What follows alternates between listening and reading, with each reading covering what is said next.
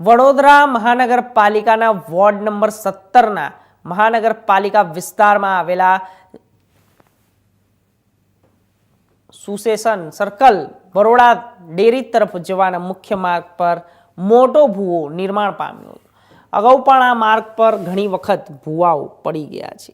થોડા દિવસ પહેલા જ રોડ કાર્પેટિંગની કામગીરી ચાલી રહી હતી, જેનું જાતે મ્યુનિસિપલ કમિશનરે નિરીક્ષણ કર્યું. જેને ગણતરીના દિવસો બાકી ત્યાંથી જ થોડેક આગળ વધુ એક ભૂવો નિર્માણ પામ્યો.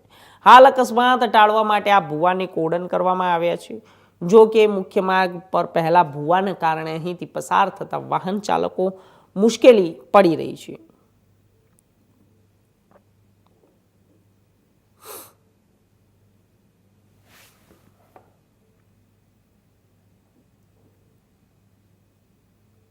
વડોદરા શહેરની બીપીએસ સ્કૂલ એટલે કે આવેલી અંબિકા ધામ સોસાયટીમાં રહેતો રવિ કહાર નામનો ઈસમ પિકઅપ ગાડીમાં વિદેશી શરાબનો જથ્થો લાવીને પોતાના મકાનમાં ઉતારી રહ્યો છે. જે ચોક્કસ મળેલી માહિતીના આધારે પાણીગેટ પોલીસે મથકની ટીમે રેડ કરતા રવિ કહાર ઝડપાયો હતો. સ્થળ પરથી વિદેશી શરાબની કાચની અને પ્લાસ્ટિકની શરાબની બોટલો મળી આવી. પોલીસે કુલ રૂપિયા 6.72 લાખ ઉપરાંતનો મુદ્દામાલ કબજે કરી તેના વિરુદ્ધ કાયદેસરની કાર્યવાહી હાથ ધરી.